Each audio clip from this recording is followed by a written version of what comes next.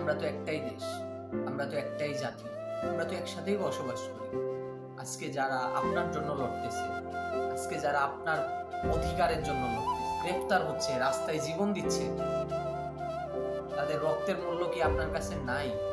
তারা তো আপনাদেরই সন্তান, তারা তো আপনাদের জন্যই লড়তেছে, আপনাদের অধিকারের জন্যই লড়তেছে, দেশটাকে সুন্দর করার জন্যই লড়তেছে। আপনারা এখনো ঘরে বসে কি করে থাকেন? ঢাকা শহরে আমি ছিলাম, ধানমন্ডিতে আমি ছিলাম, কি করা হয়েছে ছাত্রদের সাথে, মানুষদের সাথে, সেগুলো নিজের চোখে দেখেছি। পরের থেকে আমার ঘুম আসে না।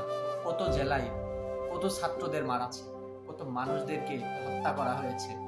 কেন? আমরা কি দুর্বল?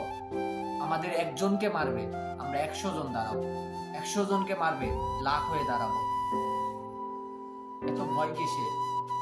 কিসের এত ভয়? আপনি বাঙালি, আপনি ভয় পাওয়ার জাতি না, আপনি ভীতুর জাতি না।